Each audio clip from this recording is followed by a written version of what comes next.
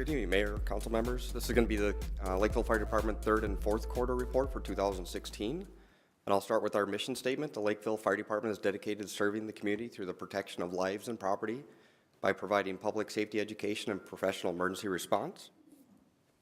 Fire inspections that we completed in the third and fourth quarter, we had 159 commercial inspections completed, 6 new daycare inspections. Some of the pictures that you see there are just what we find during inspections. And the one thing that I'll stress is when we're out doing inspections, our objective is always to educate when we do find a violation, why that is a violation, and then how to correct that. Fire prevention visits, so this goes back all the way to July, so we get to see some nice pictures of warm weather.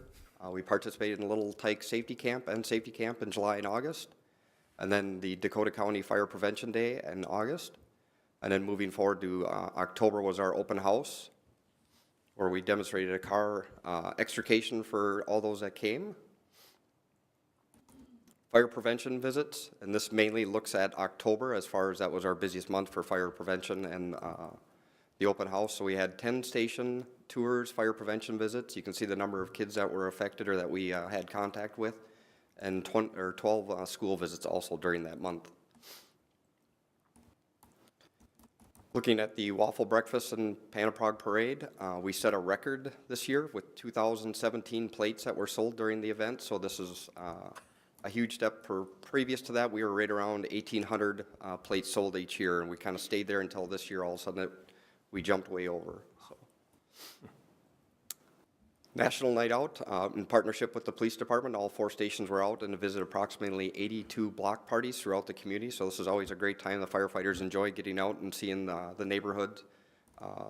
Typically they get invited to sample some of the food that the block parties are having, but they enjoy the time and visiting with the kids and the people out there. Some of the incidents that occurred in the third and fourth quarter, and I'll just highlight 3 of the pictures that you see up there. So this very center picture top is a vehicle fire that's actually between 2 buildings. One is the Park Nicollet Clinic, and Applebee's is on the left side as you look at the picture. This is off 185th Street. This was a hood cleaning vehicle that's where they normally park to do the hood cleaning for Applebee's. Their pressure washer that's in the back of the vehicle caught fire. Unfortunately, we got there quick enough that there was no damage to either of the buildings. It was just obviously the truck was destroyed.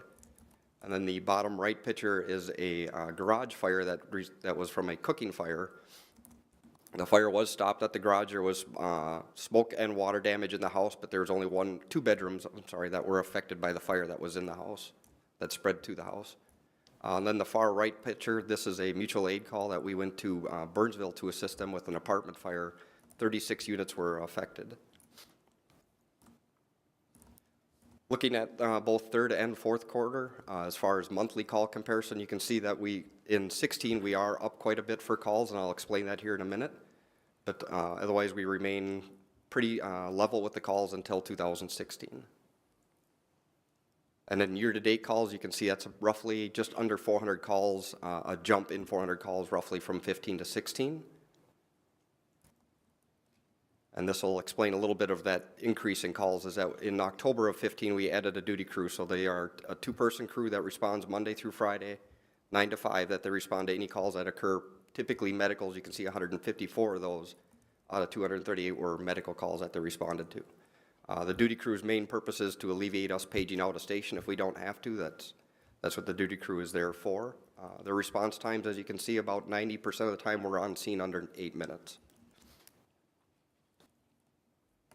Breakdown of call types that occurred during the third and fourth quarter. You can see medicals were one of the main drivers at 35%, good intent calls at 22%, and false alarms at 13%, and then a whole scatter of different call types that are in there.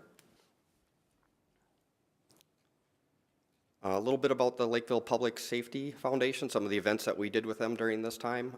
In August, we had the Lights and Sirens Glow Run, which was a great event held at Station 4. We did roughly about a 3-mile run during the evening hours with glow sticks and all of that. The event raised roughly about $5,000 for the Public Safety Foundation. Then in September at the 9/11 dinner ball that they had at Brackett, so there's some firefighters with their spouses.